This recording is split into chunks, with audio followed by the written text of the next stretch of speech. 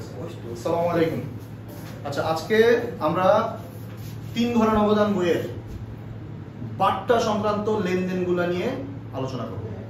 ইনশাআল্লাহ আজকের ক্লাসটা যদি সবাই ভালো করে দেখো তাহলে 3 ঘরের অবদান বইয়ের বাট্টা সংক্রান্ত যে ঝামেলাগুলো আছে এগুলা যে কোনো ঝামেলা হলেই আর ইনশাআল্লাহ ঠিক পানা, এখানেই সব দেওয়া আছে। তো আমি আগেই তোমাদেরকে কোশ্চেন হাতে দিয়ে দিছি।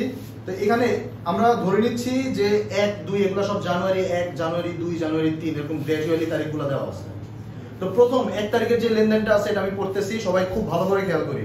বলছে যে রাজুর নিকট হতে 50,000 টাকার পূর্ণ নিষ্পত্তিতে 40,000 টাকা নগদে এবং 9,000 টাকা চেকে প্রাপ্তি। সবার আগে আমাদের লেনদেনটা বুঝতে হবে। রাজুর কাছ থেকে আমরা পাইছি কত? নগদ 40,000 টাকা এবং চেক পাইছি কত? 9,000 টাকা। মোট কত পাইলাম? 49,000 টাকা। কিন্তু এই বেটার কাছে পাইতাম কত? 50,000 টাকা। 50,000 টাকার জায়গায় আমরা পাইছি মোট কত? 49,000 টাকা। তাহলে বাকি যে 1,000 টাকা ওইটা কি আমরা পাবো নাকি পাবো না? পাবো না। পাবো না এটা কোন ওয়ার্ড থেকে বুঝছি? পূর্ণ নিষ্পত্তি কথাটা থেকে। পূর্ণ নিষ্পত্তি এই কথাটার মানে হলো সম্পূর্ণভাবে তার সাথে আমার সম্পর্ক নিষ্পত্তি হয়ে গেছে, মানে ওই 1,000 টাকার হিসাব আর নাই। তার মানে ওই টাকা আমি তাকে মাফ করে দিছি, ওইটা হলো বাট্টা। বুঝা গেছে? তাহলে এই লেনদেনটায় আমরা কি বুঝলাম? আমরা নগদ পাইছি 40,000, চেক পাইছি 9,000, মানে ব্যাংকের টাকা বাড়ছে 9,000, আর এখানে বাট্টা আছে কয় টাকা? 1,000 টাকা। বুঝা গেছে আমার কথা? এখন সবার আগে 3 ঘরের অবদান বইয়ে আমরা সবার আগে লেনদেন লেখার আগে আমাদেরকে দেখতে হবে যে এই লেনদেনটার জন্য আমাদের বিজনেসের টাকা বাড়ছে নাকি কমছে। তো এটার জন্য আমাদের বিজনেসের টাকা বাড়ছে না কমছে? বাড়ছে। বাড়ছে, আমরা পাইছি টাকা। বাড়লে কোন পাশে লিখবো আমরা? ডেবিট পাশে। তাহলে 1 তারিখ আমরা এটা ডেবিট পাশে লিখলাম। রাজুর কাছ থেকে পেয়েছি, তাহলে লিখলাম রাজু হিসাব। আমরা নগদ পেয়েছি কত টাকা? 40,000 টাকা। নগদের ঘরে লিখলাম 40,000। চেক পেয়েছি 9,000, ব্যাংকের ঘরে লিখলাম 9,000। কিন্তু এই ব্যাটার কাছে পাইতাম কত? 50,000 টাকা। তো instead of 50,000 we have got 49,000। So এখানে 1,000 টাকা কত আমাদের? বাট্টা। এই যে বাট্টার ঘরে লিখলাম কত টাকা? 1,000 টাকা। গেল এটা। ঠিক আছে? আচ্ছা, এর পরের লেনদেনটা দেখি। 2 তারিখ। 2 তারিখে বলছে ললিতাকে নগদ প্রদান 30,000 টাকা, বাট্টা মঞ্জুর 1,000 টাকা। দেখো কথাটা কি বলছে? ললিতাকে নগদ প্রদান 30,000 টাকা। ওকে আমি নগদে দিছি 30,000 টাকা, যে নগদ 30,000 টাকা এই যে নেন। আর বাট্টা মঞ্জুর কয় টাকা?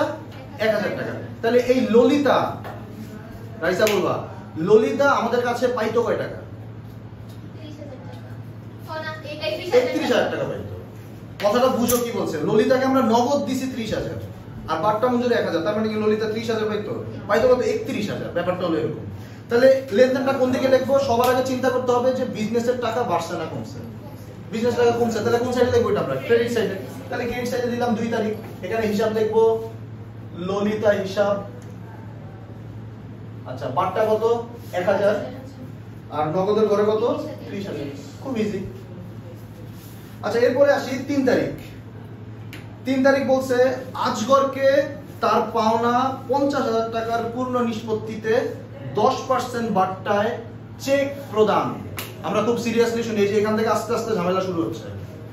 আজগরকে তার পাওনা 50,000 টাকা, এই কথার মানে কি?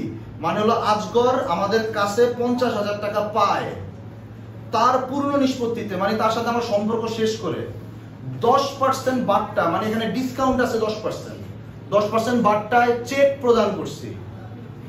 কয় টাকার চেক প্রদান করছি বলা আছে? বলা নেই। এখানে কি 50,000 টাকার চেক প্রদান করছি? না। সো এখানে আজগর আমাদের কাছে পায় 50,000 টাকা, তাহলে এটা হলো আমাদের 100% টাকা, যে টাকাটা আজগর আমাদের কাছে পায়, ফুল টাকা। বাট্টা কত পার্সেন্ট? 10%। তাহলে ফুল টাকা 50,000 টাকা, এটার 10% কত আসে? 5,000 টাকা। তাহলে ওকে আমরা চেক প্রদান করছি কয় টাকা? 45,000 টাকা চেক প্রদান করছি। তাহলে এটার কারণে আমাদের ব্যাংকের টাকা বাড়ছে নাকি কমছে? কমছে। তাহলে এটা কোন সাইডে যাবে? ক্রেডিট সাইডে যাবে। কোনো কম্প্রোমাইজ করো না, একদম লজিক সহ আলোচনা করতেছি। এখানে লিখবো আজগর হিসাব, বাট্টা কত? 5,000 টাকা আর ব্যাংকের ঘরে কত? 45,000 টাকা। ইজি। এরপরে 4 নাম্বারটা দেখো। 4 নাম্বারটা বলছে মকবুলের নিকট হতে পণ্য ক্রয় 60,000 টাকা। আমি আগেই বলছি যে ক্রয় করার সময় অথবা বিক্রয় করার সময় যদি ব্যক্তির নাম বলা থাকে তাহলে ধরে নিব এটা কি বাকিতে, এটা বাকিতে। তাহলে মকবুলের নিকট থেকে পণ্য ক্রয় করে তাকে আমার টাকা দেওয়ার কথা, টাকা কি তাকে দিছি? দেই নাই, নাম বলা আছে। টাকা কি তার কাছ থেকে পাইছি? পাই নাই। তাহলে এটার জন্য টাকা বাড়েও নাই, টাকা কমেও নাই, তাহলে এটা আসবে না। এটা কি আসবে না, এটা এখানে আসবে না, কারণ এটার জন্য টাকা বাড়েও নাই কমেও নাই।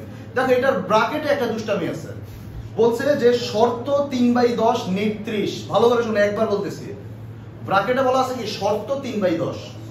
পণ্যটা কিনছি কার কাছ থেকে? মকবুলের কাছ থেকে। তো মকবুল আমাকে বললো যে ভাই আপনি তো মাল কিনছেন 60,000 টাকা বাকিতে, টাকা তো পরে দিবেন, আপনার শর্ত হলো 3/10। তিনি আমাকে বলতেছে শর্ত কত? 3/10। তা আমি বললাম যে ভাই শর্ত 3/10 এটার মানে কি? তখন সে বললো যে শর্ত 3/10 মানে হলো আপনি যদি টাকাটা 10 দিনের মধ্যে, দেখো শর্ত কি 3/10, মানে সে আমাকে বলতেছে আপনি যদি এই 10 দিনের মধ্যে এই টাকাটা যদি আমাকে ফেরত দিয়ে দেন, মানে আজকে 4 তারিখ, কালকে থেকে 5, 6, 7, 8, 9, 10, 11, 12, 13, 14 তারিখের মধ্যে আপনি যদি আমাকে এই টাকাটা ফেরত দেন, তাহলে আপনাকে 3% ডিসকাউন্ট দিব, বাট্টা দিব। আমার কথা মনে বুঝো নাই?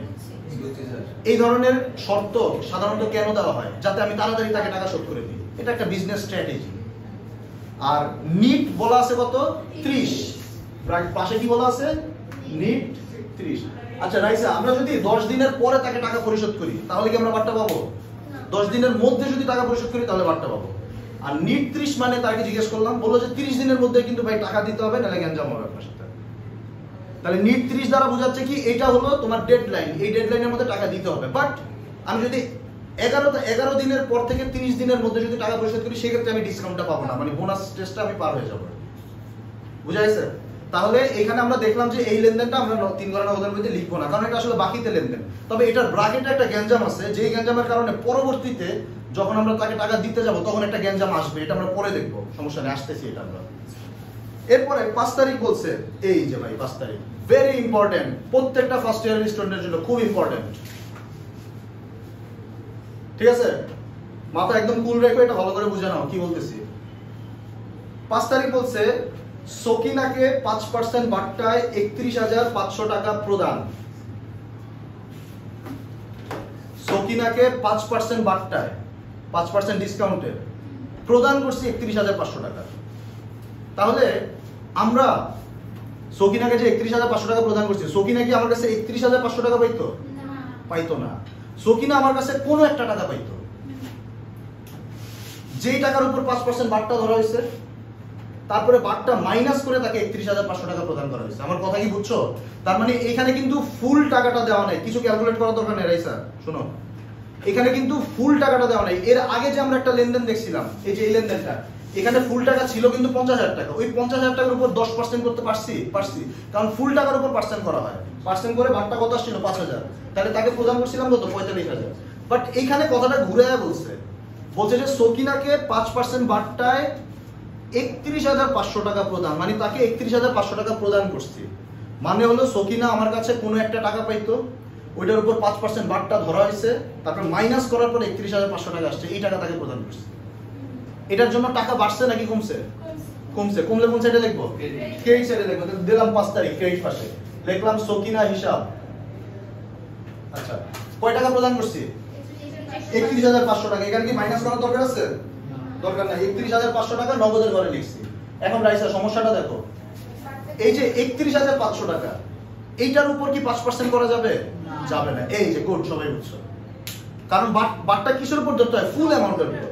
But we do not know how much is the full amount. That is the problem. So you cannot do the percentage directly here. What we did in this transaction, 50,000 টাকার উপর পার্সেন্ট করতে পারছিলাম, কিন্তু এখানে তো সেই টাকাটা নাই। এই ক্ষেত্রে আমরা কি করব? শোনো, লেট মি সে। এখানে আমরা আমাদের যে ক্যালকুলেটরে আগে হিন্টস তো দেওয়া আছে 31,500, এটা ক্যালকুলেটরে লিখলাম 31,500। সবাই মনোযোগ দিয়ে শুনবা, এটা ক্যালকুলেটরে লিখলাম। আচ্ছা রাইসা, এটা কি আমাদের 100% টাকা? না। এটা থেকে কত পার্সেন্ট মাইনাস করা হয়েছিল? 5%। কত পার্সেন্ট মাইনাস করা হয়েছিল? 5%। তাহলে এটা কত পার্সেন্ট টাকা? 95% টাকা। তাহলে এটাকে যদি আমি 95 দিয়ে ভাগ দেই, তাহলে 1 ভাগ টাকা পাবো, কারণ এই পুরোটাই তো 95% টাকা। তাহলে এটাকে 95 দিয়ে যদি ডিভাইড করি তাহলে 1% টাকা পাবো। কিন্তু বাটটা কি 1%? বাটটা কত percent? 5%। Then it will be multiplied by 5। তো কত আসে পয়েন্টে আসতে পারে মনে হয় দেখো 16,000 16,000 আরে 16,000 কেন পয়েন্টে 1658 তাহলে আমাদের বারটা কত আসলো এখানে 1658 কথা কি বোঝা গেছে এই লেনদেনটা ফার্স্ট ইয়ার সেকেন্ড ইয়ারের পোলাপান সবাই খুব মনোযোগ সহকারে ফার্স্ট ইয়ারের পোলাপান তোমরা যারা আসছো খুব মনোযোগ সহকারে খেয়াল করবা এটা তোমাদের কলেজের প্রথম এক্সামে এটা আসার সম্ভাবনা অনেক বেশি এই গঞ্জামটা ঠিক আছে কেমনে আসলো শুরু হওয়ার আগে এক্সামে ডেটও দিয়েছি হ্যাঁ কলেজ শুরু হওয়ার আগে এক্সামে ডেটও দিয়েছি হ্যাঁ আমি জানি তাহলে 31500 ডিভাইড বাই 95 ইনটু কত 5 এভাবে করে আমরা বাট্টাটা বের করছি কেন বের করছি কারণ যত টাকা ফুল অ্যামাউন্ট সেটা দেওয়া নাই কাট অ্যামাউন্ট দেওয়া আছে এইজন্য এইভাবে বাট্টা ধরতে হবে বুঝা গেছে তো এটা খুব ইম্পর্টেন্ট এটা আচ্ছা এরপরে আসি এরপর গুলো তেমন সমস্যা হবে না 6 তারিখ বলছে যে ময়নার নিকট থেকে 31,500 টাকার পূর্ণ নিষ্পত্তিতে 31,000 সরি ময়নার নিকট থেকে 31,000 টাকার পূর্ণ নিষ্পত্তিতে 30,000 টাকার একটি চেক পেয়ে মানে কি ময়নার কাছ থেকে আমরা পাইতাম 31,000 টাকা ওইটার পূর্ণ নিষ্পত্তি মানে তার সাথে সম্পর্ক শেষ করে কয় টাকার চেক পাইছি 30,000 টাকার চেক পাইছি পাইলে বাড়ে না কমে বাড়ে এখন পাওয়ার পর এই চেকটা আমি হজম করতে পারিনি এটা আবার দেখে ফেলছে কি আমেনাকে 32,000 টাকার পূর্ণ নিষ্পত্তিতে প্রদান করা হয়েছে মানে আমেনা আমার কাছে পাইতো 32,000 টাকা ওইটার পূর্ণ নিষ্পত্তিতে তাকে আবার আমরা কয় টাকা 30,000 টাকার চেকটা প্রদান করছি বুঝা গেছে তাহলে এখানে দুইটা ঘটনা ঘটছে প্রাপ্তিও ঘটছে প্রদানও ঘটছে তাহলে এটা কোন সাইডে যাবে দুই সাইডে যাবে কিন্তু এটা কন্ট্রাএন্ট্রি না কন্ট্রাএন্ট্রি কখন হয় যখন একটা নগদ একটা ব্যাংক হয় তখন কন্ট্রাএন্ট্রি একটা নগদ বাড়বে ব্যাংক কমবে অথবা ব্যাংক বাড়বে নগদ কমবে এটা কন্ট্রাএন্ট্রি না এই ধরনের এন্ট্রিকে বলে রিভার্স এন্ট্রি মানে এটা দুই সাইডে রিভার্স হয়ে যাবে যাই হোক এই হলো ব্যাপার ঠিক আছে তাই এই লেনদেনটাকে আমরা কেমনে লিখবো দুই সাইডে লিখবো কেন দুই সাইডে লিখবো কারণ একদিকে চেক পাইছি আর একদিকে চেক দিয়েছি এখানে কিন্তু ঝামেলা আছে একটা খুব সিরিয়াসলি শুনবো আমি বলতেছি তো প্রথমে এটা হলো 6 তারিখ দুই পাশে 6 তারিখ দিলাম ঝামেলা আছে কিন্তু খেয়াল করো সবাই এখানে 6 তারিখ দিলাম এখানে 6 তারিখ দিলাম পাইছি কার কাছ থেকে ময়নার কাছ থেকে তো দিলাম এখানে ময়না হিসাব ময়নার কাছে আমরা পাইতাম কত 31,000 টাকা পাইছি কত টাকার চেক 30,000 টাকার চেক তাহলে 1,000 টাকা কি বাট্টা শোনো এখানে একটা ব্যাপার দেখো ময়নার কাছ থেকে যে আমি চেকটা পাইছি so it should be written in bank column কোথায় লেখা উচিত ব্যাংক কলামে লেখা উচিত কিন্তু এটা ব্যাংক কলামে না লেখা যাবে না কেন লেখা যাবে না দেখো নরমালি আমরা চেক পাইলে ব্যাংক কলামে কেন লিখি কারণ চেকটা পেয়ে আমরা কোথায় জমা দিই এটা ব্যাংকেই জমা দিই বাট এইটা এমন একটা চেক যেই চেকটা আমি 100% শিওর যে আমি ব্যাংকে জমা দেই নাই কারণ এই চেকটা আমি পাওয়ার সাথে সাথে কে নিয়ে গেছে আমিনা নিয়ে গেছে তাহলে এটা কি ব্যাংকে যাইতে পারছে তো এই কারণে এই চেকটাকে আমরা ব্যাংকের ঘরে লিখতে পারবো না কারণ ব্যাংকের ঘরে লিখলে আমার ব্যাংকের সাথে ঝামেলা হবে এখানে আমি ব্যাংকের টাকা বাড়াইছি কিন্তু ব্যাংকওয়ালারা এই লেনদেনটা সম্পর্কে কিছু জানবেই তো না আমি একটা চেক পেয়ে আরেকজনকে দিয়েছি ব্যাংক তো কিছুই জানবে না বুঝা গেছে তাই জন্য একজনের কাছ থেকে চেক পেয়ে ওই চেকটা যদি আমি আরেকজনকে দিয়ে দেই তাহলে এই চেকটাকে আমি ব্যাংক হিসেবে কাউন্ট না করে এটাকে আমি কাউন্ট করব কি হিসেবে নগদ হিসেবে সো এখানে 30,000 টাকা রাইসা কোন কলামে আসবে নগদের ঘরে ইম্পর্টেন্ট কিন্তু এটা খুবই ইম্পর্টেন্ট আচ্ছা এখন এই চেকটা খালি পাইছি নাকি আরেকজনকে দিয়ে দিছি এইজন্য আবার ক্রেডিট পাশে যাবে কাকে দিছি আমেনাকে লিখলাম আমেনা হিসাব আমেনা পাইতো কত আমার কাছে 32,000 টাকা কিন্তু তাকে 32,000 দিছি কত দিছি 30,000 তাহলে বাটটা কত 2,000 আর এখানে নগদের ঘরে কত আসবে 30,000 সো এই লেনদেনটা কেন ইম্পর্টেন্ট কারণ চেক বলা আছে কিন্তু চেক বলা থাকা সত্ত্বেও এটাকে আমরা লিখতেছি কোন ঘরে নগদের ঘরে that is it is much important এরপর একটা আসে 7 তারিখ স্যার চেকটাই তো আমি নাকি দিছি তাই না হ্যাঁ এটা নগদের ঘরে আর কিন্তু ব্যাংকে করে কারণ চেকটা তো আমার অ্যাকাউন্ট থেকে দেইনি এই চেকটা পাইছি আমি ময়নার কাছ থেকে যখন পাইছি এটাকে তো নগদ হিসেবেই লিখছি আর এই নগদটাই আমি আমেনাকে দিয়ে দিয়েছি এইজন্য এখানে নগদের ঘরে লিখবো ঠিক আছে আমার ব্যাংক অ্যাকাউন্টের টাকা কিছু হয়নি আচ্ছা এরপরেরটাই আসি 7 তারিখ খুব ইম্পর্টেন্ট পণ্য ক্রয় 40,000 টাকা বাদ বাট্টা 10% আমি পণ্য ক্রয় করছি 40,000 টাকা কিন্তু তাকে 40,000 টাকা প্রদান করি নাই এখানে বাট্টা আছে কত পার্সেন্ট 10% পণ্য ক্রয় করলে টাকা বাড়ে না কমে কমে কোন পাশে যাবে ক্রেডিট পাশে যাবে তাহলে দিলাম ক্রেডিট পাশে 7 তারিখ এটা ইজি হিসাবের নাম লিখলাম ক্রয় হিসাব বাট্টা কত পার্সেন্ট 10% 40,000 এর 10% কত 4,000 বাট্টা মাইনাস করলে কত আসে 36,000 নগদের ঘরে 36,000 আচ্ছা, কিন্তু এই বারটাকে আমরা বারটার কলামে লিখতে পারবো না। এবার কেন আমি একটু বলি, এটা নিয়ে আগে একটু আলোচনা করছিলাম। বারটা দুই রকমের হয়, একটা নগদ বারটা আর একটা কারবারি বারটা। লেট মি সে, ক্রয় আর বিক্রয় করার সময় যে কোনো কিছু, পণ্য না, যে কোনো কিছু ক্রয় অথবা বিক্রয় করার সময় যদি কোনো বারটা থাকে তাহলে ওটা হলো কারবারি বারটা। আর কারবারি বারটার বৈশিষ্ট্য কি? কারবারি বারটা মাইনাস করতে হয়। আমরা মাইনাস করছি না কি করি নি? করছি, কিন্তু এটা হিসাবে রেকর্ড করা যাবে না। এই যে এখানে বারটার ঘরে আর 4000 লেখা যাবে না, এটা নিয়ম। যিনি অ্যাকাউন্টিং বানাইছে এটা নিয়মটাই এমন, বুঝা গেছে? ধারে ক্রয় বিক্রয় তো এখানে আসবেই না। যে কোনো ক্রয় বিক্রয়ের সময়, যে কোনো ক্রয় বিক্রয়ের সময় যদি বারটা থাকে, ওই বারটা আমরা ঠিকই ডিডাক্ট করব, মাইনাস করব, কিন্তু এই বারটার কলমে বারটা লিখতে হয় না, এই বারটাটা আমরা লিখবো না। যিনি অ্যাকাউন্টিং বানাইছে তিনি এমনি বানাইছে, কারবারি বারটা হিসাবভুক্ত করতে হয় না। কারবারি বারটা কি? ক্রয় বিক্রয়ের সময় বারটা। আর ক্রয় বিক্রয়ের সময় বারটা আমরা হিসাব করব না, মাইনাস করব, কিন্তু হিসাব করব না। নিয়ম, এটা নিয়ম, ফর্মুলা। আচ্ছা, এরপরে আসি 8 নম্বরটা। 8 নম্বরটা বলছে বিজলির নিকট পণ্য বিক্রয় 50,000 টাকা। আসবে নাকি আসবে না? আসবে নাকি আসবে না? আসবে না। বিজলির নিকট পণ্য বিক্রয় 50,000 টাকা, এটা আসবে না। কেন আসবে না? কারণ ওই যে ক্রয় বিক্রয়ের সময় যদি নাম বলা থাকে, ওইটা নগদে নাকি বাকিতে? বাকিতে, তাহলে এটা আসবে না, এটা বাদ। আচ্ছা, বিজলি আমাদের কাছে পাই কত? 50,000 টাকা তো পাবে না, এখানে বারটা আছে না। বারটা কত পার্সেন্ট? বারটা কত পার্সেন্ট? 10%। তাহলে 10% বারটা কত আসে? 5000। একটু আমরা সবাই পেশেন্স রাখি, হ্যাঁ। বিজলির নিকট পণ্য বিক্রয় 50,000 টাকা, ঠিক আছে, কিন্তু বিজলির কাছে কি আমরা 50,000 টাকা পাবো না? কারণ ব্র্যাকেটে কি বলা আছে? 10% বারটা। তাহলে 50,000 টাকা 10% বারটা কত আসে? 5000। তাহলে বিজলির কাছে আসলে আমরা পাবো কত? 45,000 টাকা। বুঝছি? এখন এটা মানে কত টাকা পাবো এটা জানাটা দরকার আছে, কারণ এর পরের লেনদেনে ঝামেলা আছে। পরের লেনদেনে দেখো কি বলছে, যে 9 তারিখ, বিজলির নিকট হতে আমাদের পাওনার অর্ধেক। বিজলির কাছে আমরা পাই কত? 45,000। খেয়াল করো সবাই, এটা কিন্তু ঝামেলা আছে একটু এই লেনদেনটায়। বিজলির কাছে পাই কত আমরা? 45,000। 45,000 টাকার অর্ধেক কত? 22,500। বুঝছো? তার মানে বিজলির কাছ থেকে আমরা 22,500 টাকা এখন পাওয়ার কথা। কিন্তু ওইখানে আবার আরেকটা ঝামেলা আছে, বলছে যে বিজলির নিকট হতে আমাদের পাওনার অর্ধেক 10% বাট্টায়। তার মানে এই যে 22,500, এটার উপর আবার 10% বাট্টা আছে। তাহলে এটা 10% বাট্টা কত আসে? 2,250।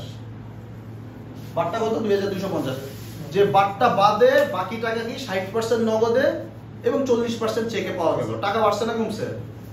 বাড়ছে। এটা কিন্তু ক্রিটিক্যাল ভাই, একটু মনোযোগ দিয়ে শোনো। বাড়লে কোন পাশে লিখবো? ডেবিট পাশে। দেখো কিভাবে লিখতেছি।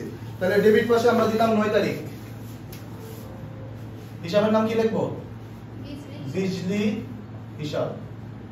দেখো আগে একটু দেখো, হ্যাঁ।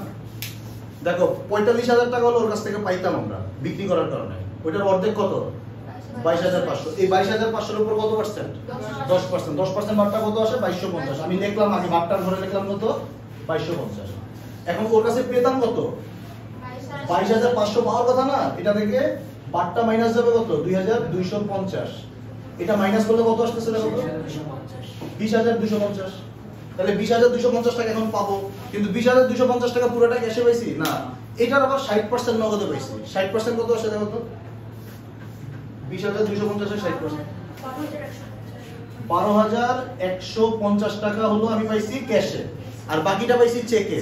মানে এই 20,250 এর 40% কত আসে? 8,100। খুবই ঝামেলার, এটা ঝামেলার ছিল, কিন্তু মানে এত কঠিন না, ঝামেলার ছিল ওর কাছে না। এটা কারবারি ব্যাপার না। এইখানে কি আমরা পণ্য ক্রয় বিক্রয় করছি? আমরা যখন 8 তারিখে লেনদেনটা করছিলাম ওইখানে বিক্রয় হয়েছিলাম প্রত্যক্ষভাবে, কিন্তু ওই পাওনা টাকা এখন পাওয়ার সময় বাট্টা, এটা কারবারি বাট্টা না। এখন আমরা পাওনা টাকা আদায়, বুঝছো? এটা কারবারি বাট্টা হবে না।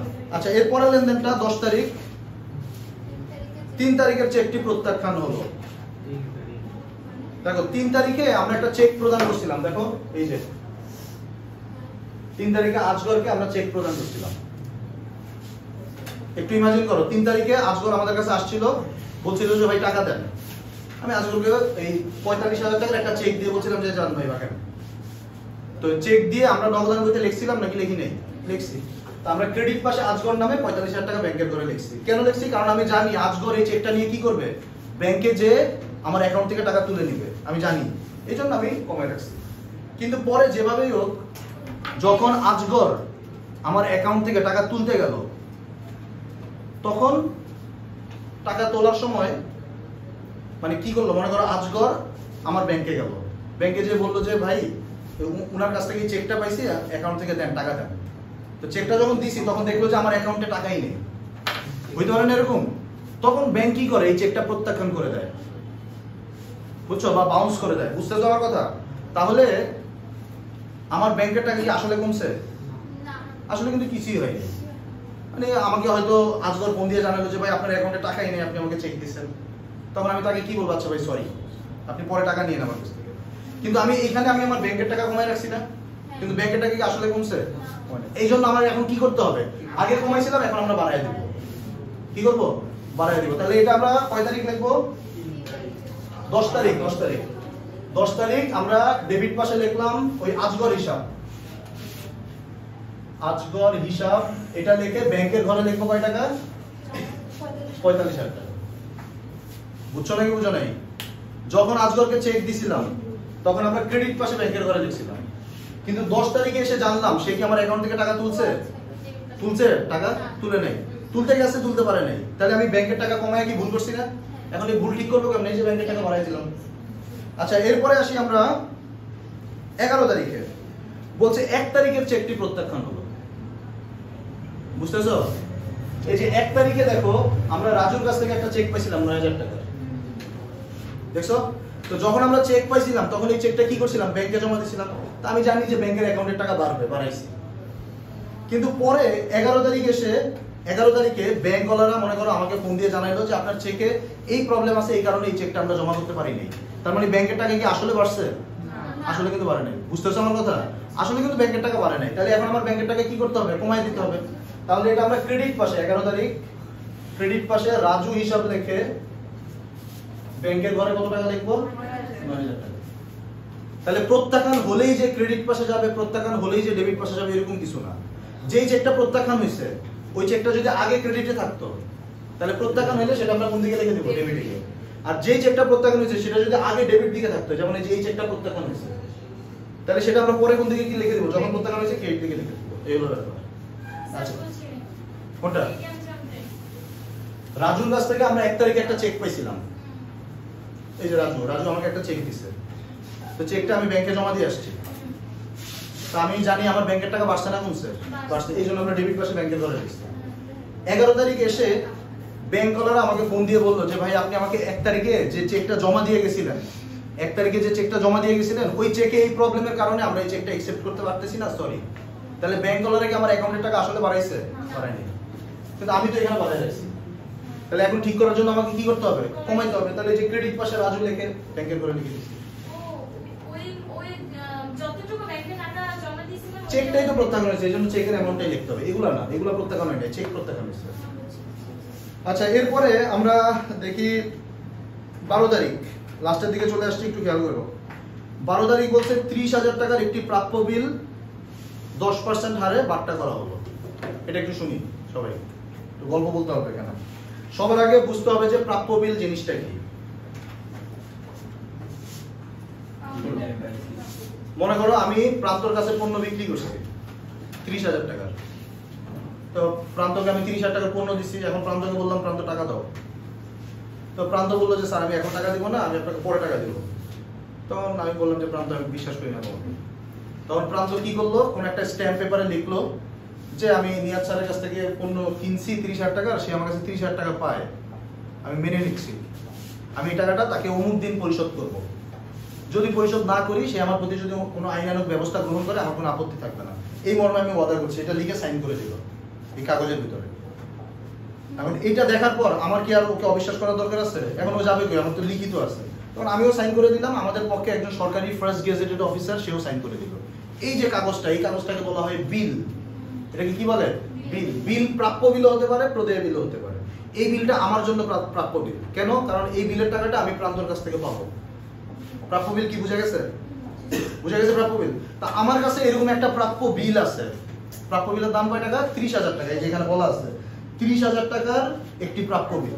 পরে কি করা হয়েছে এটা পরে দেখতেছি। মানে আমার কাছে একটা বিল আছে, এটা বুঝছো?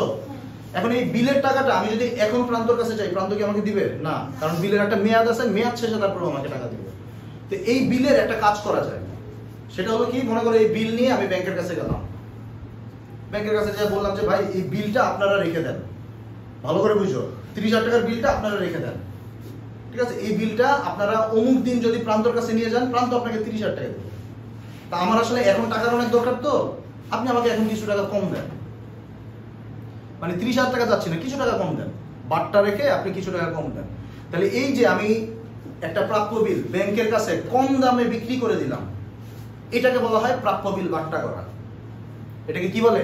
প্রাপ্য বিল বাট্টা করা বলে। প্রাপ্য বিল বাট্টা করা মানে কি? প্রাপ্য বিলটা কম দামে ব্যাংকের কাছে বিক্রি করে দেওয়া, বুঝছো? এখন প্রাপ্য বিল কম দামে ব্যাংকের কাছে বিক্রি করে দিলে ব্যাংক কি আমাকে টাকা দিবে না?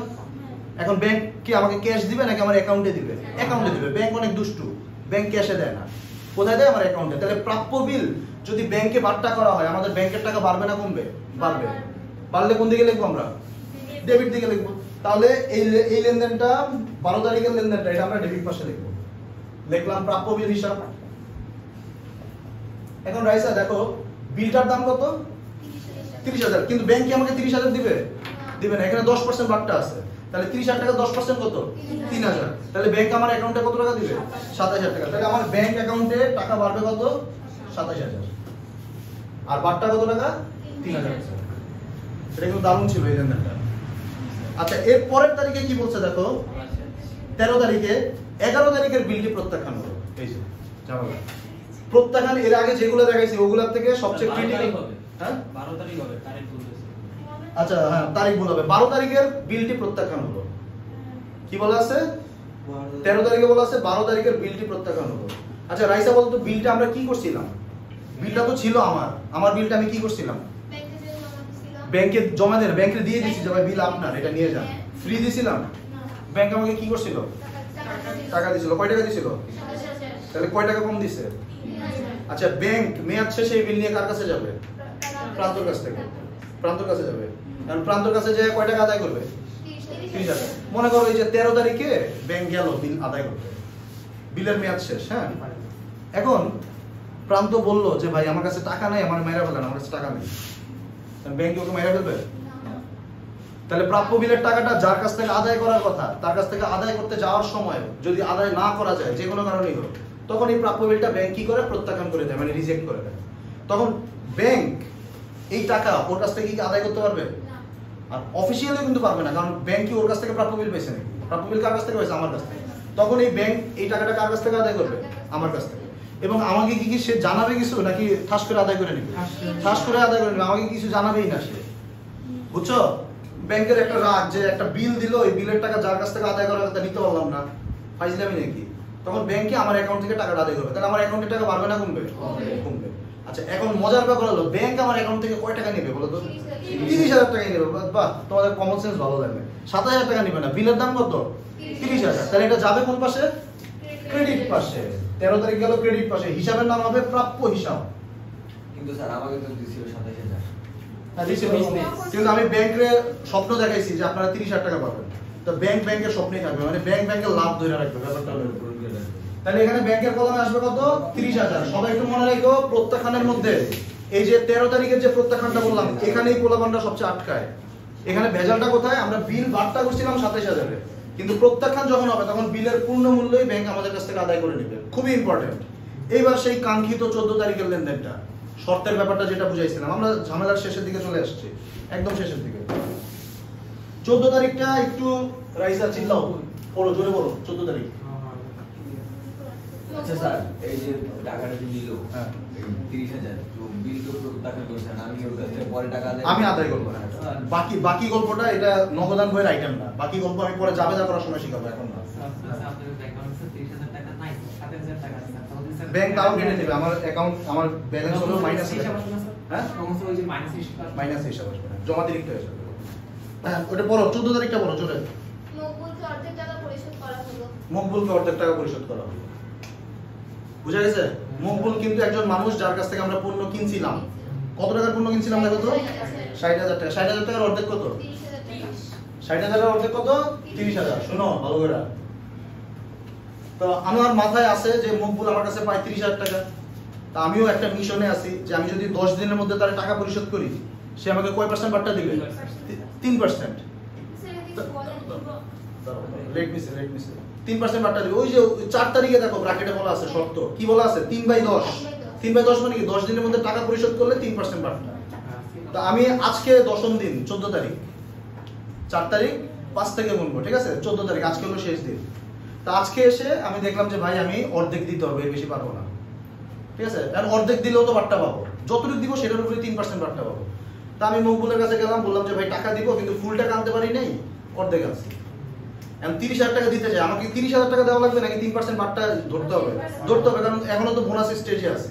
তাহলে এটা ক্রেডিট পাশে যাবে, আমাদের টাকা কমবে। তাহলে ক্রেডিট পাশে দিলাম 14 তারিখ, হিসাবের নাম লিখলাম মকবুল হিসাব। আচ্ছা, মকবুল হিসাব। বাট্টা কত পার্সেন্ট? 3%। তাহলে 3,000 এর 3% কত? 900 টাকা আসলো বাট্টার ঘরে। তাহলে ওকে দিব কত? 29,100 টাকা। বুঝছো নাকি বুঝো নাই? তাহলে হ্যাঁ 10% কেন ভাই? 3%। 3/10 মানে 10 দিনের মধ্যে পরিশোধ করলে 3% বাট্টা। এবার 15 তারিখ দেখো, 15 তারিখে বলছে মকবুলকে তার বাকি টাকা পরিশোধ করা হলো চেকের মাধ্যমে। মকবুল আমাদের কাছে আর কয় টাকা পায়? 30,000 টাকা পায়। ওই টাকা পরিশোধ করা হয়েছে চেকের মাধ্যমে। এখন কি বাট্টা হবে নাকি হবে না? হবে না, কারণ বোনাস স্টেজ পার হয়ে গেছে। তাহলে এটাও আমাদের যাবে কোন পাশে? ক্রেডিট পাশে। 15 তারিখ মকবুল হিসাব কোন কলামে যাবে? ব্যাংকের কলামে। বুঝা গেল? এই হলো 3 ঘরের অবদান বইয়ের বাট্টা সংক্রান্ত যত ঝামেলা আসতে পারে সবই এখানে আছে। ইনশাআল্লাহ এগুলো খুব কাজে লাগবে। ধন্যবাদ। এই কি রে